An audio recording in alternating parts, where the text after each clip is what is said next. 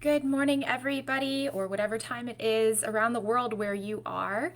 I hope we're live. I am going to be talking a little bit today about the whole concept of your Starseed Origins because I know this is a huge topic of conversation that I don't think it's spoken about enough. I know I've been a part of some of those really large groups on Facebook, like the Arcturian or Pleiadian groups, and people come in asking really intelligent and heartfelt questions about what's going on in their fields and who are they and where are they from, and they're met with, you just need to turn inwards. Just go inside and you'll figure it all out. Well, I'm lovingly going to say that if we knew how to go inside and we knew how to just figure it all out, we would have done it by now and nobody would have been asking these questions. And so I'm hoping throughout this process in the Starseed Accelerator and taking you guys through a bunch of the different lessons and learnings that not only I have undergone, but I teach to all of my students now too, that you'll find that comfort and that contentment in starting to understand more of who you are and how this human experience works and what this starseed thing is all about. So if you guys are jumping on, say hello in the comments, let me know that that is working, and I'll try and watch for your guys' questions as well so that I can answer as many as possible. I'm just gonna let it start rolling here on my phone. Okay. Looks like we are live. Ruben's here and Kim's here. Good morning, you guys. So I know one of the things that I have to do a big confession about is that I built a quiz. I channeled some answers. I picked out eight of my favorite Starseed collectives to work with that are most prominent on Earth at this time. Got them to help me channel some responses that would be fairly similar towards other beings that were the same type of being. And so we brought forward something to say, hey, you might be this. And so the first thing I really want to dive into is, how do we figure out who we are? Because a quiz won't do it, an astrology reading won't do it. Actually, Colby and I are going to do a conversation on this within the coming weeks. I'm not sure exactly when, but we're going to do a conversation on how your astrology chart can't really tell us exactly what your source point is. And you can't really just go to somebody and say, well, who am I? Because it's so much bigger than that. So let's look at this concept. You right now are living this human experience. You're here in the Starseed Accelerator, you have a human body, maybe you have families, you're going to work, you're a part of this global pandemic, you've got things going on, you're participating in the happenings around the world. So if you guys are... Oh gosh, my sound just turned on my phone. Nothing like listening to your voice.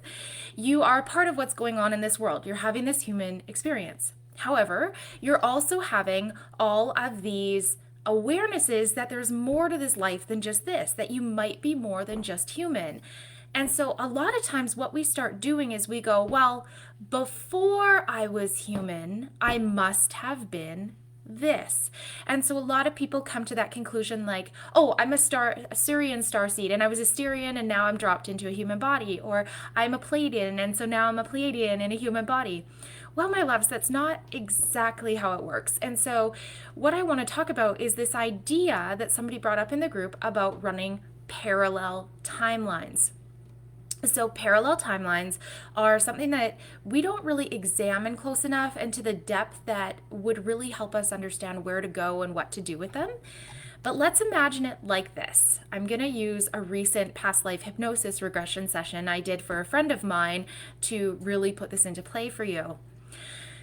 So I took my friend into this hypnosis, and when she goes in, the first form that she drops into is in some type of guardian angel. Now, the angel itself didn't say, oh, I'm a seraphim from this star belt. It was just, no, I'm a guardian angel. This is what I do. I help people. I look out for them.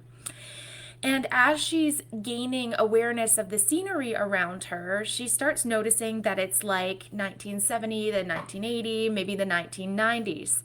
Well, she was born in 1988. She's been incarnated since that time, but she's witnessing another life, another body, another energetic expression of her carrying out a parallel timeline to what she's experiencing in this human body. It can be complicated, Kim, and this is why I really do not love that there's so much information out there that's just like, well, if your personality is like this, you're Pleiadian. If you believe like this, you're you're this. It's a gross misrepresentation of the mass amount of knowledge we carry in these bodies and all the places we've been. Okay, so she's this guardian angel. She's helping all these people out, and she's got her human avatar running. So we have two lives running simultaneously. But then we take her forward, and she shapeshifts, goes through this inside out, wibbly wobbly portal, and now she is in an Orion Alnitak whale body. And she's swimming in the seas of Orion. And she's sharing with me how they telepathically beam information off into these other collectives. And so now she's got an angel body, a human body, and a whale body running all at once. We have parallel timelines of all of these experiences running at the same time. And so one concept I'd love for you guys to wrap your heads around, although it's really big, is that you are not a singularity expressing yourself in this singular timeline. You are not just a Pleiadian who has dropped into Earth. You kind of have more like an avatar in this human body. You are this being that is a part of another part. And so a lot of times when we talk about having a starseed mission or a starseed lineage or a race that we belong to, what we're really saying and coming back to is the part of me that is helping to drive and inform this body currently in this earth reality may be from here. Now here's where it gets a little bit more twisty. It can get bigger than this, is that it can be more than one. So you may have part of your soul, your consciousness, let's say, we'll use the Pleiadians because they're probably in our age group that's here, you guys. Most of you who are between about your 40s going into your 50s, 60s in that age group, we're going to see a lot of you that are Pleiadian and Arcturian, like avatar driven. Those of you guys that are a bit younger, you're in my frame. So those of us that are about like 35 and younger, we're going to start seeing more of the hybrids coming in. We're going to see a lot more of the Andromeda influences. We're going to see more of like the Seraphim, the Sindari, these types of beings. Mintakan Orions, they're just starting to arrive and wake up. So we could have multiple parts of ourself being driven from other star and planetary belts, informing and dropping consciousness into this human avatar to help us carry forward our missions and our purpose and our lessons here. Okay, this is big, right? Like, that's a huge concept. Good morning. Hi, Shannon. Christy, you caught me live? Like, when does this ever happen? That's amazing. Ruben, you're not 40 yet? Okay, so we're going to have this need. You know, humans have this. Go in any of the Starseed groups. The main perpetrator of this one would be the Starseed Origins group. Go scroll through there. How many people are putting up posts that are like, guys, look at my face. Where am I from? We can't use that. We have to learn to track. And in fact, most of us are never going to be running a singular timeline. Most of us aren't going to be like an angel and then a dragon and then a human. We're not going to have done that. We're going to have an angel timeline still running wherever that was running, a dragon lineage still running over here, and now we're separating again to create a human avatar to experience life here. Okay? So we could have all of these facets moving, informing, touching, talking to one another, and we could only be expressing one. So why is it important to chase this? Why is like Starseed the catchphrase right now? I mean, if you go in the metaphysical community, people are like, well, I'm a Starseed, so that makes me super important. Well, honey, guess what? Majority of the humans on this planet at this time are Starseed incarnates. It doesn't make us special. That's not what makes us special. Our personalities and the different amounts of knowledge and pieces that we bring to one another and how we interact with the other humans makes us special and unique. But the fact that we are Starseed is not unique. So let's talk about the different terms that come forward. So we have these things like grid weaver, light workers, shamans, healers, all of these different catch pools of who people are. A starseed can be any of those, and any of those could be starseed lineage. People could also be part of the original seeded humans that were created here on this earth plane. So we have all of these levels of convolution that we need to kind of sort through to figure things out. But it's not the fastest way. Figuring out exactly what your lineage is isn't the quickest way to your enlightenment and awakening and understanding. In fact, they will present to you as you move forward through all your different lessons that you need to work through in this timeline, and as you step into your mission for what you're here to do on Earth. I want to tell you guys, because most of you are new, so if you haven't met me yet, I should have introduced myself in the beginning, but hey, my name is Caitlin. I'm a multidimensional accelerator, and I work as a galactic bridge I'm at over 80 collectives and counting now, helping them to bring their messages back to the people who need them, to activate them so that they can step into what they came here to be. Because I do this, I don't have an affinity or an alliance to any one particular race or collective. I'm not like, rah, rah, go Pleiadians, they have all the information, or rah, rah, go reptilians, they are the assholes. Like, to me, that's not relevant. The information that you need for your encodements is relevant, and so I work with many. My job here is to take these really big existential concepts and ground them into our human reality, because what good is this information if we can't apply it? A lot of us are searching for the wrong things. We're looking for, who am I? Why am I even here? And Earth isn't my home, so how do I get back to where I belong? But that's not what you signed up for.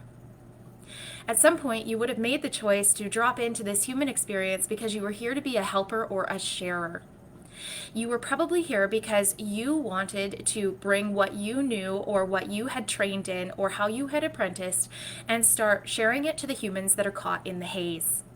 We can talk about the haze in the same way that we can say it's like the Akashic records.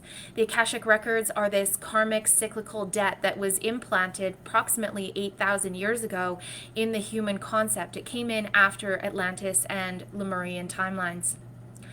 This haze has gotten so thick because so many people are spinning their tails, going in so many circles, that it's like a really bad game of telephone. If you've ever played that with a group of children, you'll know exactly what I'm talking about.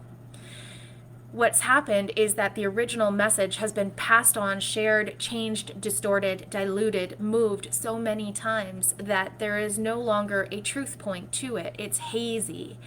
And so many people on this planet cannot see the forest for the trees, and they can't see, like, who am I? What am I supposed to do? How am I separate from this? Like, how am I the same as this?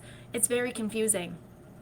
What's happening between the windows of 2017 to 2024 is that haze is collapsing. So it's never been more important than now to completely collapse and clear out our Akashic records. They're no longer relevant for how we're going to be moving forward in humanity. You can think of an Akashic record like a pattern or a cycle of everything we've ever deemed important or said we were going to do, and every contract cord we've housed between the people we decided we were going to come here with. This is not how Earth was originally designed to be. Earth was supposed to be this playground where we could all come together and exchange codes and information in the same type of body so that we could pick up the same tones and then take it home, spread it back through our other avatars so we could share interstellar information. That's really morphed, hasn't it? Now, how even some of the big named healers and teachers have talked about what Earth is supposed to be. They talk about it as a school, as lessons that the individual is here to learn, and that is not the case. That is not what it was supposed to be. That is an implant record we have bought into, and that is what we are here to collapse before 2024. And so this is going to be a really important time for all of us that are starseeds and who are here to be a part of the shift matrix to collapse and shut down. Okay, I see a couple of comments in the thread here that I want to address. So Patricia's just saying, I feel like I'm multiple and I've integrated so many aspects of self. Think I don't care where I originate. I'm just all this at the same time. Yes, and what's really neat about being in the human avatar body is that you can integrate information from any collective because we're all in the same range of frequencies right now. in the Interstellium Alliance, which is hundreds of collectives who come together to share information and to work together within the different galaxies, Earth belts, planetary spaces, etc. They have this really unique way of working that is what Earth's dream was originally supposed to be.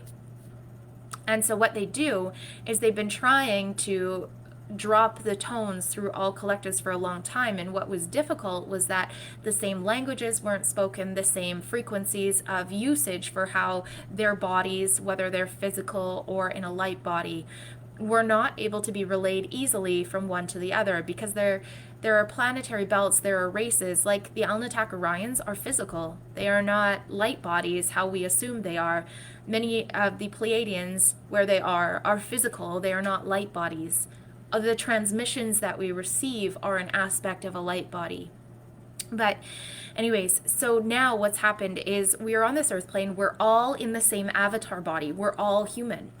And this is where the we are one comes from, is that the fact that we are all human right now means that we can pass information from one another with ease. We don't have to fight anymore to do that or figure out all these strange convoluted ways.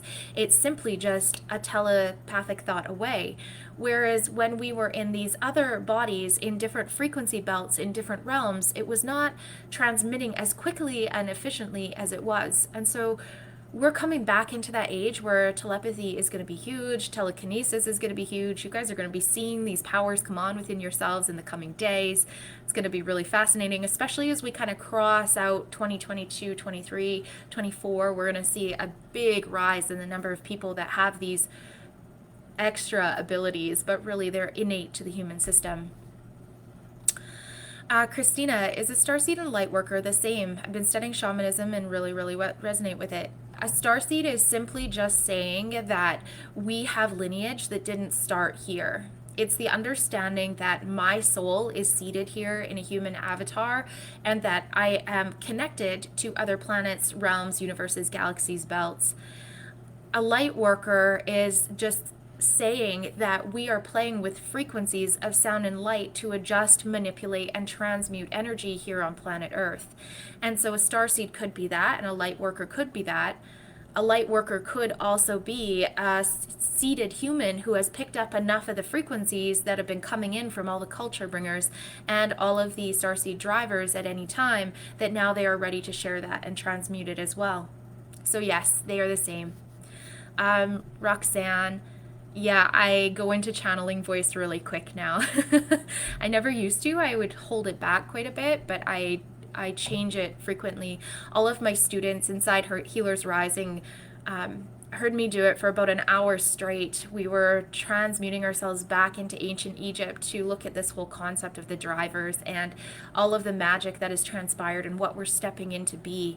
And they heard my voice go into this channeling, and the tones they were receiving and the downloads and the way the bodies were reacting was just so fascinating. And so many of them have had like their visions and their clairs come back on like really rapidly just over the weekend. So when we can bring those tones through, I certainly try. Yeah.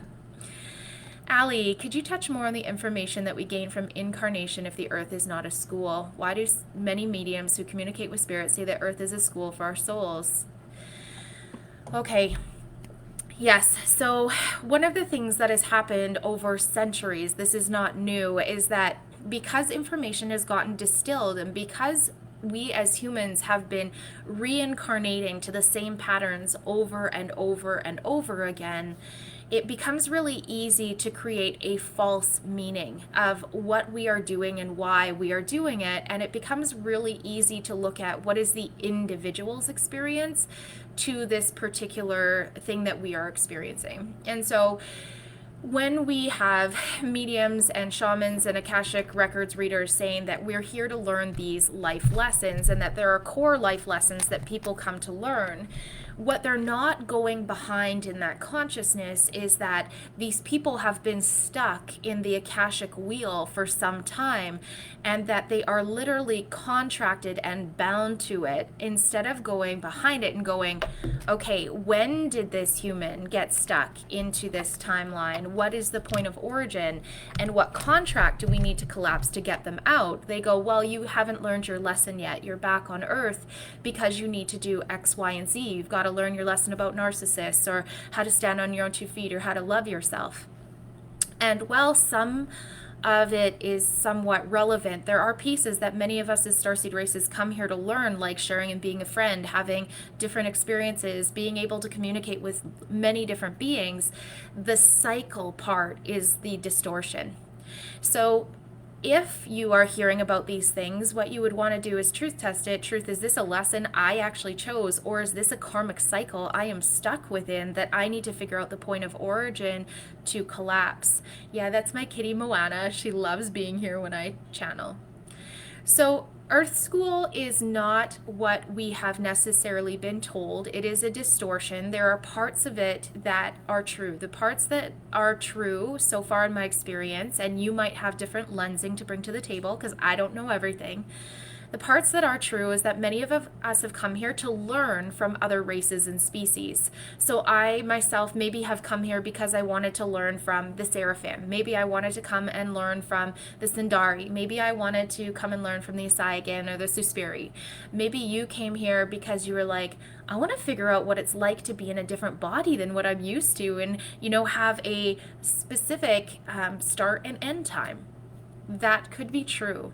When it has become a cycle and it's going through you, your mom, your grandma, or you, your dad, your grandpa, etc., then we have a distortion in your mission patterning. And that's where we have to start doing some tracking and sorting, like, why are you stuck in this? Why are you attached to this? And figure out, did you sign up for it? Are you a walk-in that jumped into that family, that you're here to help undo the bindings and then to step out on your own 2 feet? Are you in that because you are stuck within the haze and now you're waking up to that and you're ready to step out of it, right? We have to look at it, and each case is going to be individual, although there are similarities.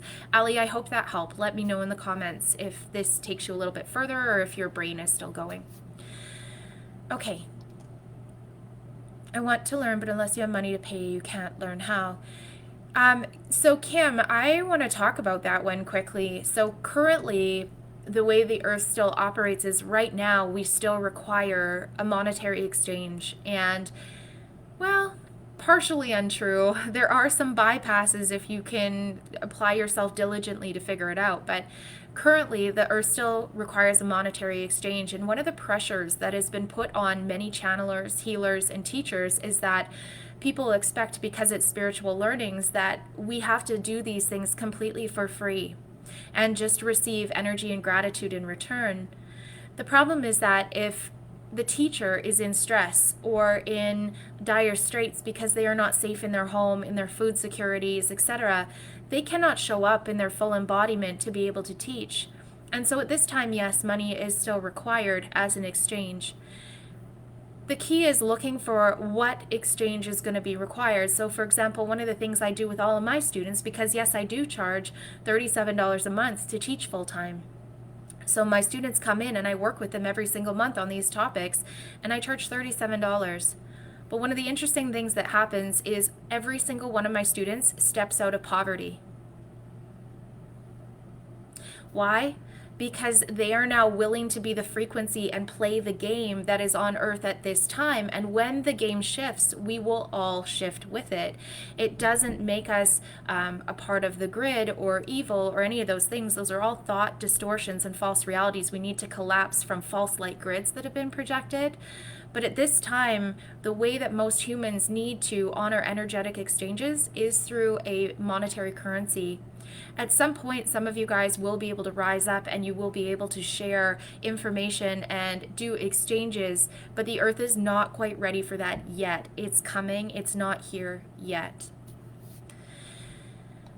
Zeta, do we pick our race and what we will look like on Earth? Okay, so other way around, you You started as a source spark that differentiated into a different type of energy body that potentially came into, a dragon or a Pleiadian or an Andromedan or Arcturian form. And when you come into this planet, there are certain characteristics you choose, and there are certain that do replicate because of the DNA replication process we have and the genetic processing that we have with our parental agreements at this time.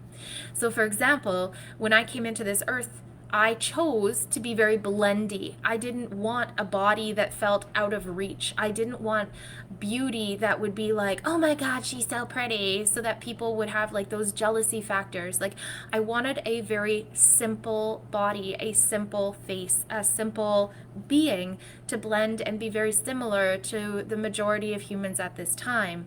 I chose that because the role of the messenger and teacher that I'm in, I didn't want to ever be in a space where what I could do, see, understand was unreachable. So there are things about you that you will have programmed into something called your morphogenetic field that is basically like light waves of information and sound. It's an orchestra that's constantly beaming at your body and showing you how to replicate your DNA and showing you how to morph, how you're going to grow, how you're going to look, how you're going to think, you're going to speak. You will have programmed some of that in there. The parts that are a little bit more human in the replication process are going to be things like, if you chose a specific family line that is short, well, guess what? You're probably going to be short. And the same is true if you are tall.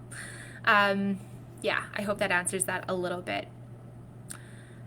Bottoms of both of my feet are tingling so much right now. I've had to get, oh, so interesting, Amanda. Ask your body to draw that all the way up through your body and just to integrate it with ease. You don't need to be in discomfort.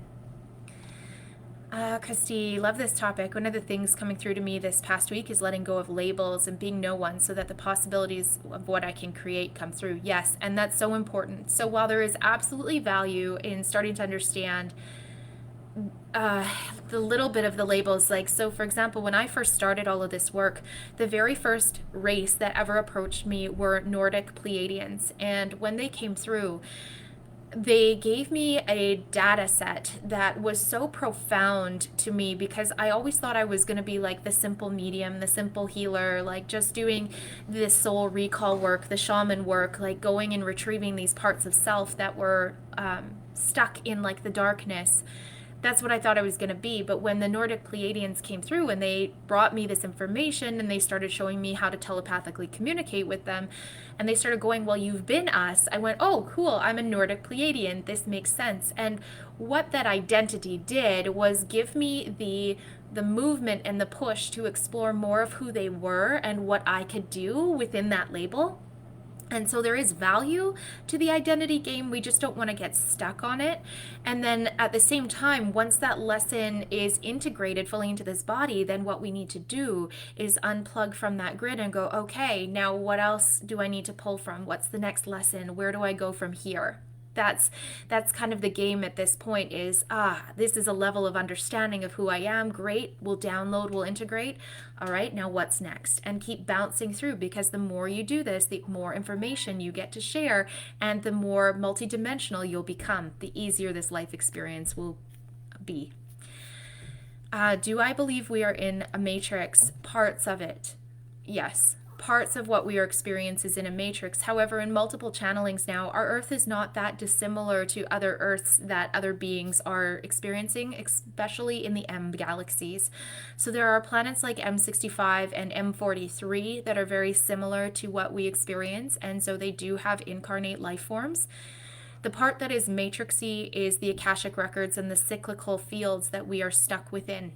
So those parts that hold people in these reincarnational patterns that are causing us to go through what we're going through right now, like these changes in government and the craziness that's ensuing on the planet. That part is matrixy, but it's just a data set. And the important thing is once we recognize that, if we can collapse it, it's going to create so much more ease in our life. Okay. When am I starting new classes? Tony is asking. So we're always on the go. So if you guys go to CaitlinDianna.com/academy, That's the monthly one I was speaking about. That's the 37. We're working in ancient Egypt right now, so you've only missed the first lesson. You can catch up on that. So this week is all about learning how to separate what you've actually experienced from something called implant records, and then learning how to jump into implant records to read data sets from different periods of time. So it's really quite fascinating. We're releasing, you guys get to listen to one of my past life regressions in Egypt today. That's going up in the library, so that'll be pretty fun. Okay. Jennifer, are the people with ORH negative blood type linked to a certain race? This question comes up all the time.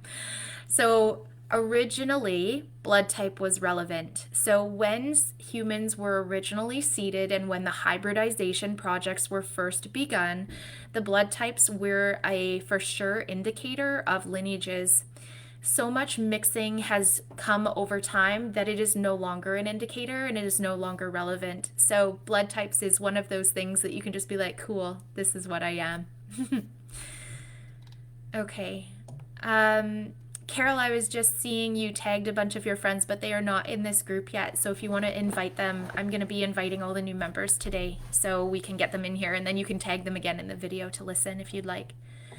All right, I'm just going to answer a couple more questions, and then I'm going to kick off for today because this got a little longer than I wanted it to be.